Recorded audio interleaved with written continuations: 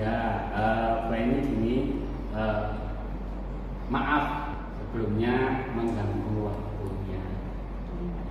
Karena hari ini saya pengen sekali mau melihat Bu ini dalam proses pembelajaran. Karena Bu ini kemarin waktu RHK, nah itu kan bulan Juli kan sudah selesai kan Bu. Alhamdulillah. Saya lihat itu memang Bu ini termasuk paling cepat tuh. Terus karena ini bulan September, maka kan sudah saatnya untuk observasi kan, observasi kelas seperti itu, dan kita nanti Bu ini juga bisa mengobservasi saya gantian, jadi kita Bu ini, saya hari ini mengobservasi Bu ini, untuk besok mungkin Bu ini bisa mengobservasi saya, nggak usah harus mentang-mentang pada senior harus nggak mau, nggak usah, jangan seperti itu, karena bagaimanapun juga observasi itu kan demi kebaikan kita, kita bisa tahu kelemahan dan kelebihan kita. Karena kalau mungkin kalau kalian bicara kelemahan kan mungkin kalau saya pribadi kan mungkin tidak tahu.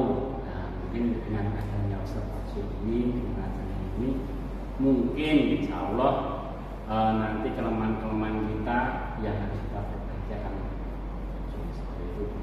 Harapan saya. Nah, oleh karena itu Bu ini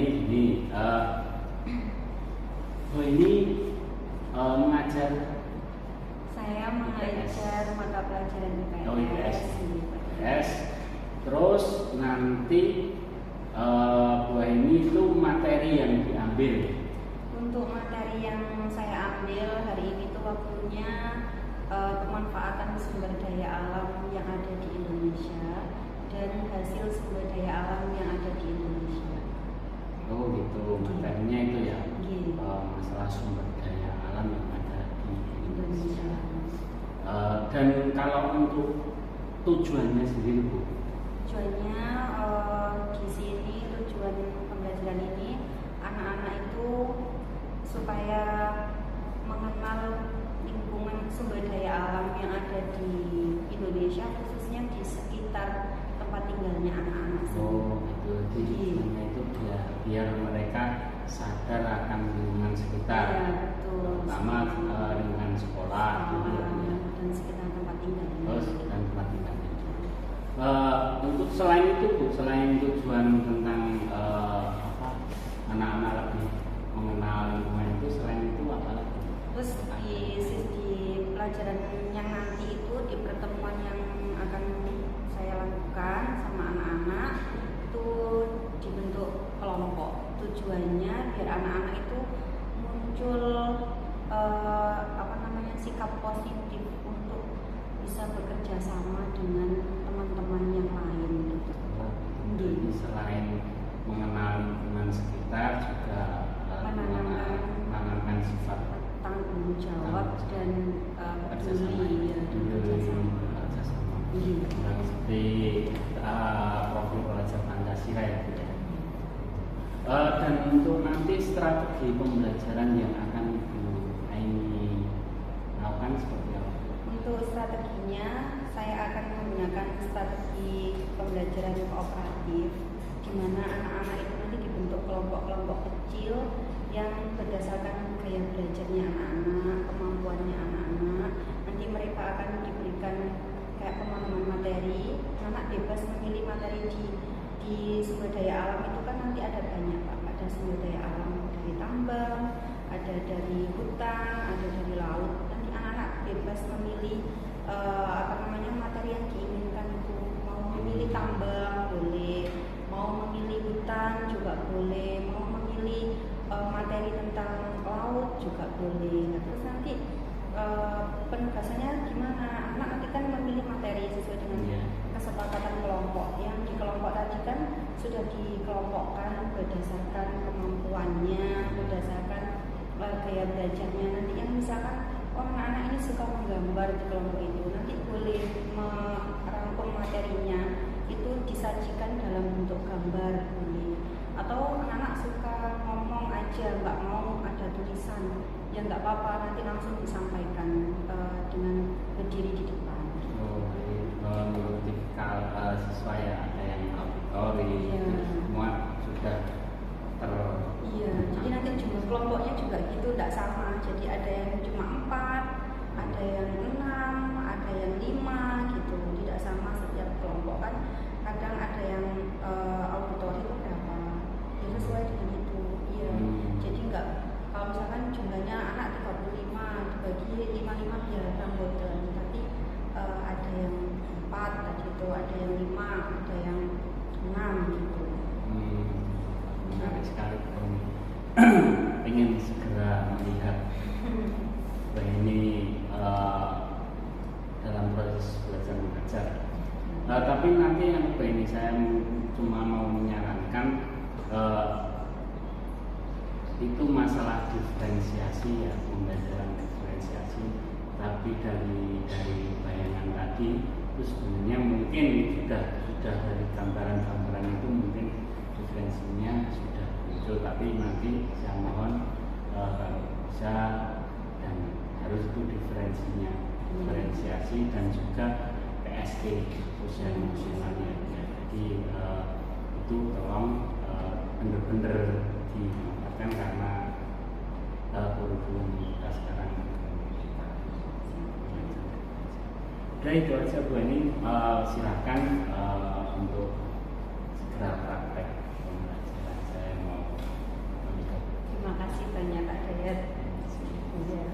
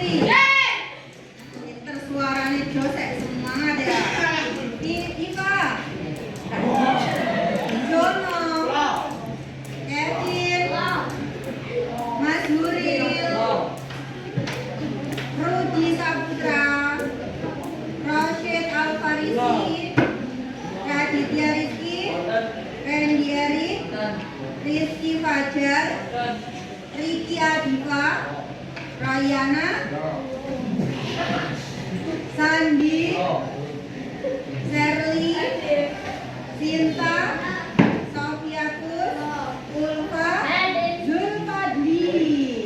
Nah, berarti masuk ya. Hari ini semuanya tidak ada yang absen. Alhamdulillah. Oke teman-teman, sebelum kita memasuki ke materi yang akan kita pelajari, teman-teman kemarin kan sudah belajar tentang iklim yang ada di Indonesia. Sebelumnya saya mau tanya dulu, Indonesia itu negara yang atau wilayah yang terletak di antara dua benua dan dua ada dua benua dan samudra. Coba angkat tangan yang bisa menjawab dua benua dan dua samudra. Mbak Afra. Samudra India dan Samudra Pasifik. Samudra India dan Samudra Pasifik. Kalau benuanya? Benua Asia dan benua Benua Australia. Asia dan benua Australia. Tepuk tangan untuk Mbak. Nah, terus selanjutnya iklim. Ada yang tahu perbedaan iklim sama cuaca? Kemarin sudah dijelaskan. Saya mau tanya lagi sekarang. Ada yang tahu perbedaannya iklim sama cuaca? Boleh angkat tangan? Siapa? Mas Radit mungkin? Siapa yang mau menjawab perbedaan iklim sama cuaca? Apa teman-teman? Iklim, cuaca, itu apa ya? Ya, Mbak Risma lagi. Cuaca adalah kondisi rata-rata udara pada saat tertentu di suatu wilayah yang relatif sempit dan dalam waktu-waktu yang singkat. Iklim merupakan kondisi cuaca rata-rata tahunan pada suatu wilayah yang luas. Pinter jempol. Kalau cuaca itu adalah kondisi rata-rata udara di suatu wilayah yang lebih sempit. Kalau iklim itu kondisi rata-rata cuaca di suatu wilayah yang lebih luas. Nah, kalau iklim di Indonesia itu iklimnya apa teman-teman? Iklim tropis, Mas Deda, pintar. Iklim tropis itu mempunyai berapa musim? Musim apa sama apa? Nah, perbedaan musim, perbedaan iklim, dan perbedaan kondisi geografis itu mempengaruhi sosial, budaya, dan ekonomi di suatu daerah. Misalkan kalau di daerah pegunungan sama daerah pesisir, mata pencahariannya sama atau tidak? Berbeda. Kalau di daerah pesisir mayoritas penduduknya sebagai apa? Nelayan. Terus penjual ikan. Terus petani garam. Benar, pintar sekali. Kalau di daerah yang pegunungan mayoritas kira-kira sama atau tidak? Beda. Ada yang bisa menjelaskan? Kalau di daerah pesisir itu biasanya pakaiannya cenderung pakai kaos-kaos yang tipis ya, karena di sana cuacanya panas. Pinter. Kalau di daerah yang pegunungan itu biasanya menggunakan pakaian yang lebih tebal. Seperti itu. Karena cuacanya dingin, benar. Pinter saya. Nah, sekarang kita mau melanjutkan materinya tentang sumber daya alam yang ada di Indonesia dan cara pemanfaatannya. Sumber daya alam yang ada di Indonesia itu ada sumber daya alam apa aja?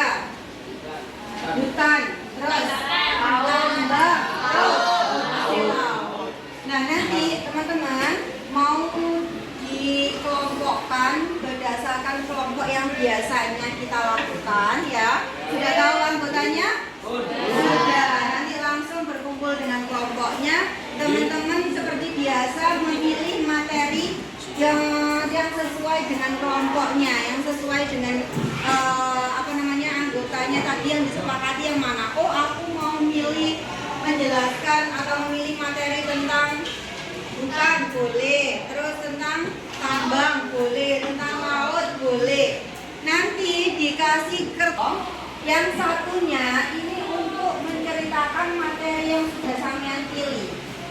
Boleh dengan gambar, boleh dengan rangkuman tulisan, boleh dengan tulisan juga boleh, terserah teman-teman ya, sesuai dengan kesepakatan kelompoknya mas. Materi yang satu berisi pertanyaan. Nah di materi tadi teman-teman nanti menjelaskan kenapa alasan memilih materi tersebut. Misalkan saya memilih tambang. Kenapa saya memilih tambang? Karena saya tertarik ingin lebih jauh belajar tentang hasil tambang yang ada di Indonesia. Karena saya punya cita-cita nanti kalau besar mau jadi pengusaha tambang batubara. Boleh. Misalkan laut juga gitu. Karena saya suka dengan berbagai macam ikan yang ada di perairan Indonesia. Saya akan membudidayakan ikan opor. Terserah teman-teman ya, ceritakan keinginan di dalam dirinya. Ya, sudah paham? Sudah paham? Kalau gitu langsung berkumpul dengan kelompoknya masing-masing.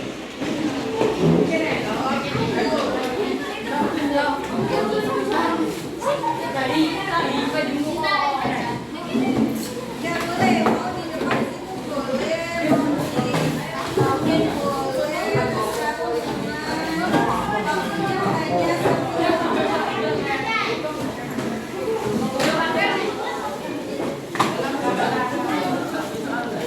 satu berisi materi, satu lagi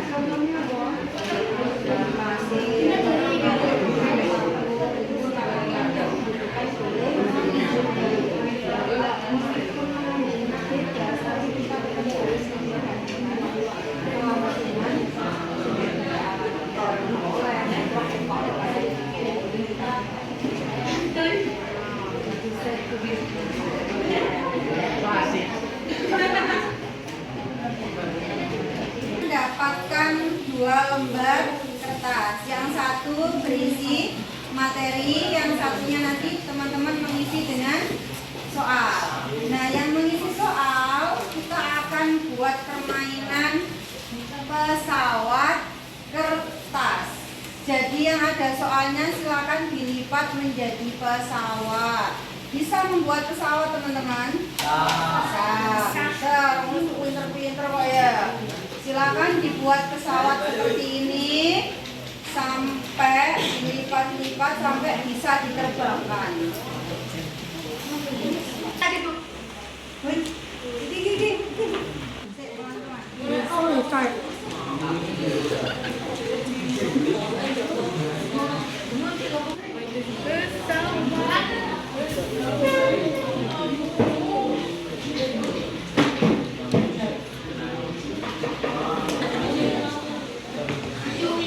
Sudah menjadi pesawat. Sudah. Kalau sudah diterbangkan, ketika nanti musiknya diputar, diterbangkan kabeh sing pesawat kabeh diterbangkan ya. Semuanya diterbangkan ya. Paham? Ketika nanti musiknya berhenti, pesawat yang sampai dapat silakan dibuka. Ada soalnya kan tadi ya. Meskipun punyanya temennya tidak apa-apa, ada soalnya. Pilih soal yang menurut kalian paling mudah, yang mampu kalian kerjakan. Terserah soal apa aja yang ada di sini, yang menurutnya paling mudah. Kalau sudah ditulis di lembar yang soal, silakan soalnya ditulis di belakangnya lembar yang ada materinya. Tulis di sini. Habis ditulis, dijawab. Ada yang menjawab, ada yang menerbangkan. Siapa yang mau menerbangkan, siapa aja boleh. Ya, paham ya teman-teman? Sudah siap? Insya Allah siap. Persiapan, kalau sudah siap, saya akan terbangkan. Ayo terbangkan, terus.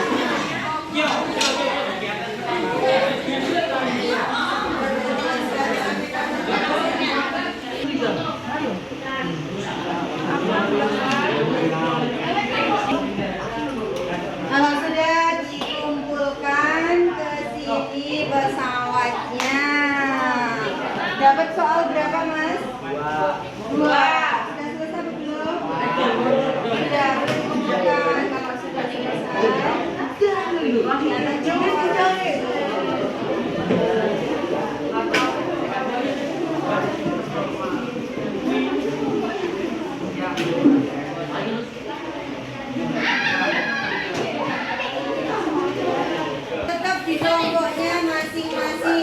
Tetap di kelompoknya masing-masing. Tetap di kelompoknya masing-masing. Belajar tentang hasil alam yang ada di Indonesia. Setiap kelompok, siapa yang mau mempresentasikan berdiri? Ya, Masul. Ya, Masul, boleh. Gimana Masul? Masul pagi.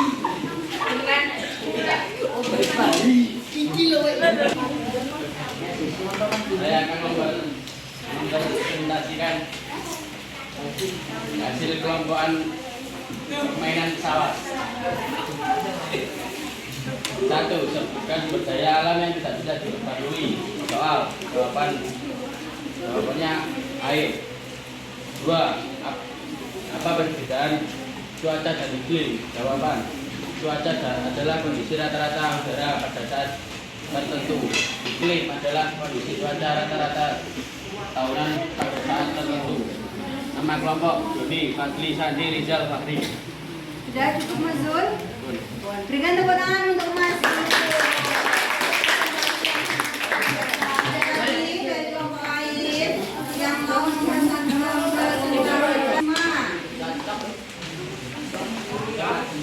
Saya dari kelompok 2 ingin mempresentasikan hasil kelompok saya. Soal apa perbedaan cuaca dan iklim? Jawaban: cuaca, kondisi rata-rata udara yang ada di wilayah sempit. Iklim, kondisi rata-rata tahunan yang di wilayah yang luas. 2. Apa fungsi hutan konservasi? Pokok pelestarian keanekaragaman tumbuhan dan satwa serta ekosistemnya. Alasan saya membuat peta konsep sumber daya tambang karena saya punya usaha tambang. Ya, sebenarnya Mbak Risma. Ada lagi? Sudah cukup? Dari semua ini ada yang ditanyakan teman-teman? Sudah paham semuanya? Saya ulangi, sumber daya alam yang ada di Indonesia itu ada banyak sekali. Kalau sumber daya alam tambang itu dibagi menjadi berapa golongan? 3 golongan. Yang golongan A itu hasilnya apa aja? Kalau golongan B itu hasilnya apa aja? Kalau golongan C itu ada apa aja? Betul, 100 itu semuanya. Sudah paham semuanya ya? Oke, itu tadi pelajaran tentang hasil tambang yang ada di Indonesia dan hasil alam yang ada di Indonesia. Saya mau minta tanggapannya teman-teman tentang kegiatan kita hari ini. Seperti apa? Seru!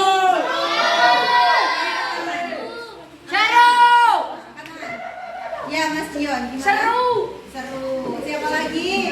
Mbak Ulfa. Boten ngantuk malih. Siapa lagi? Kira-kira pakai metode seperti ini teman-teman nyantol apa ora? Nyantol. Terima kasih banyak untuk hari ini. Boleh kembali ke tempat duduknya lagi. Boleh kembali ke tempat duduknya lagi.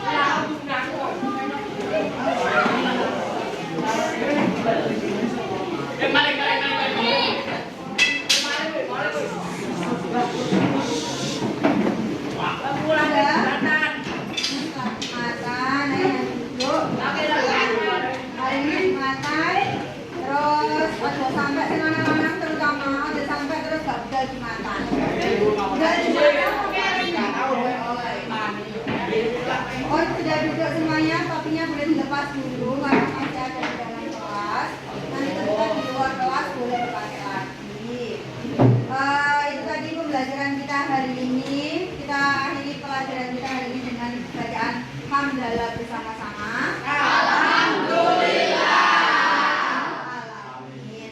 Semoga ilmu yang kita dapat hari ini bermanfaat. Kurang lebihnya saya mohon maaf. Wassalamualaikum warahmatullahi wabarakatuh. Waalaikumsalam warahmatullahi wabarakatuh. Boleh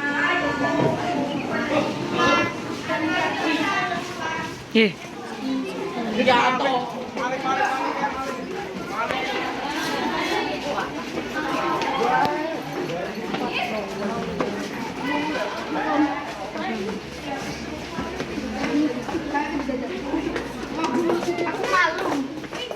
Nyerempet habis. Ibu turun kanan, ibunya mati. Gimana Pak Dea?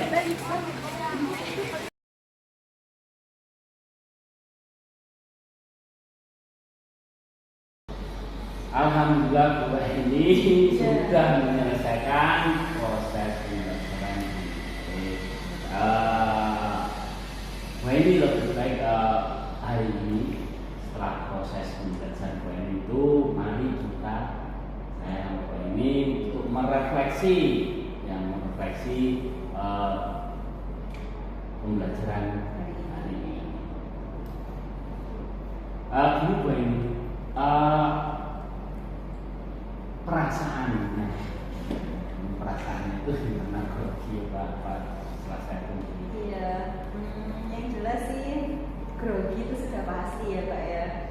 Karena biasanya kan saya sama anak-anak aja, tiba-tiba ada yang ngawasi itu kayaknya kemampuan kita itu benar-benar lagi diuji gitu.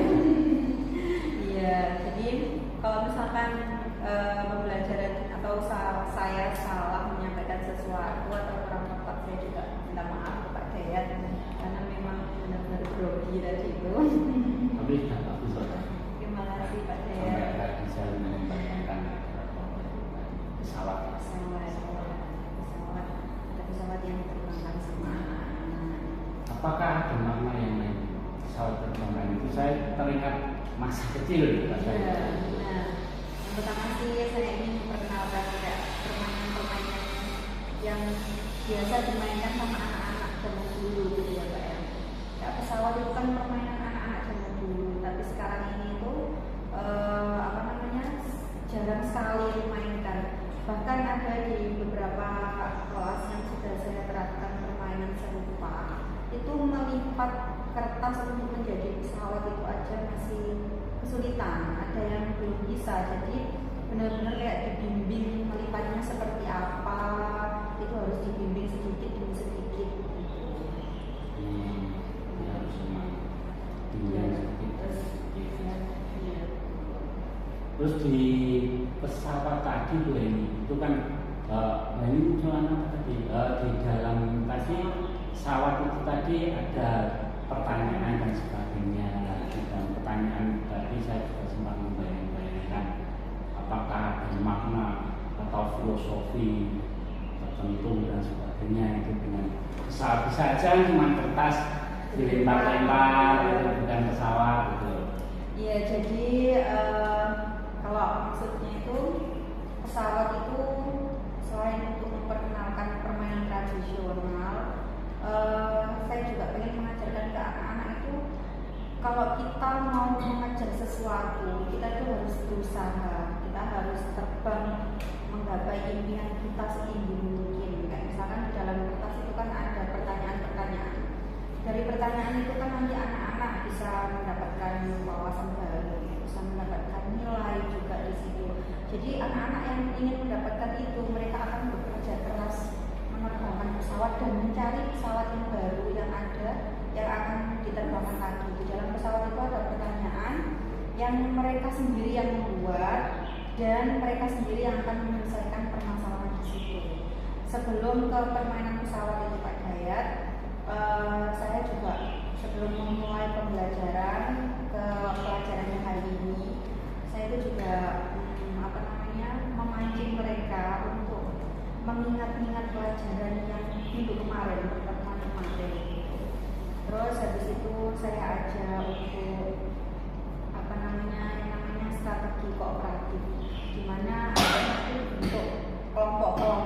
kecil sesuai dengan kemampuannya, sesuai dengan gaya belajar mereka gitu. Nah, satu kelompok itu apakah jumlahnya sama? Tidak. Ada yang jumlahnya satu kelompok hanya 4 anak, ada yang 5 anak, ada yang 6 anak gitu. Tidak sama setiap kelompok, tergantung dari kemampuan mereka dan gaya belajar mereka. Terus di materi yang saya sampaikan tadi itu kan materi tentang sumber daya alam dan bagaimana cara memanfaatkan sumber daya alam yang ada di Indonesia. Itu sumber daya alam kan ada banyak sekali. Itu ada sumber daya alam dari hutan, sumber daya alam dari laut, sumber daya alam dari hasil tambang. Nah, itu mereka memilih materi sesuai dengan keinginan mereka yang telah disepakati dalam satu kelompok. Apakah mereka mau menyampaikan tentang laut, apakah tentang tambang, apakah tentang hutan, terserah mereka. Dan mereka memaparkan materinya itu tidak harus ditulis rinci di kertas. Mereka boleh menggambar, boleh, terus boleh dibentuk peta konsep, boleh. Atau mereka harus, aku nggak mau menggambar atau menulis, aku sukanya ngomong. Ya sudah, nggak apa-apa, dijelaskan sambil ngomong berdiri di depan nggak apa-apa. Jadi kalau seandainya pun, tapi karena ini mengatakan membimbing dengan melipat, jika memang tidak, anak-anak masih sulit menerbangkan pesawatnya saja, makna dari itu memang berat sekali.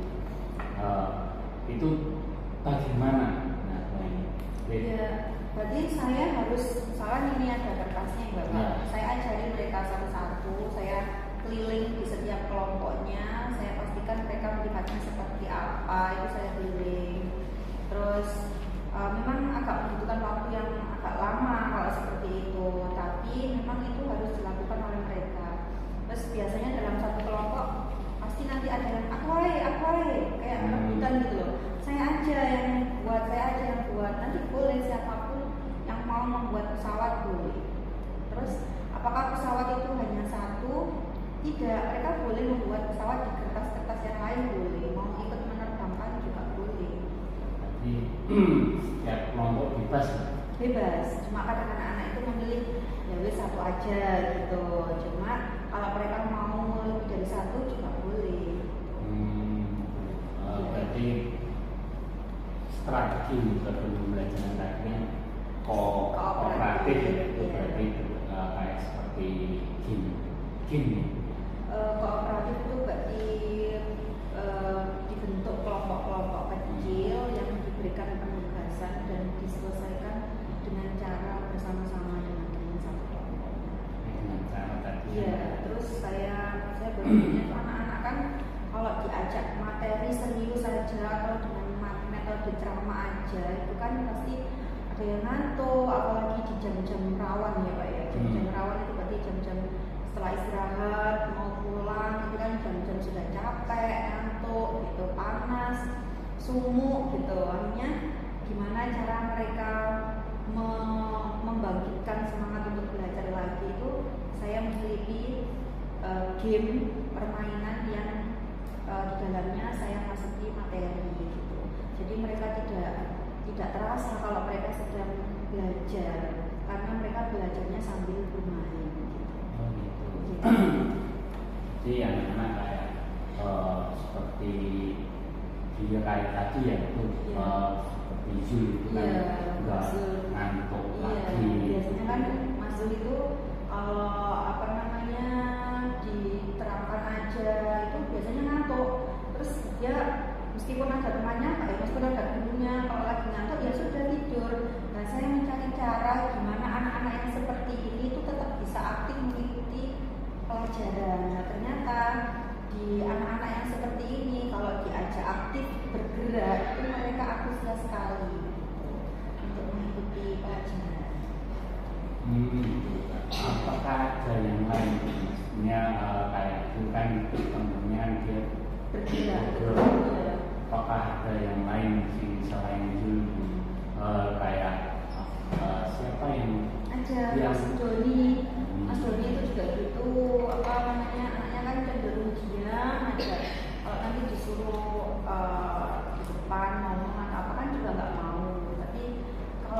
ajak main game itu ternyata anaknya juga antusias gitu. Jadi Mas Doni, Mas Zul itu mungkin sama. Cuma kalau Mas Zul mereka akan tidur, kalau Mas Doni ya sudah diam aja nggak mau ngapa-ngapain, cuma diem aja. Ya, ternyata dengan bermain seperti itu anak-anak seperti ini bisa mengikuti materi gitu, bisa mengikuti kegiatan belajar mengajar bahkan sampai akhir pun mereka nggak ngantuk. Ya. Apakah sama di kelas-kelas yang lain?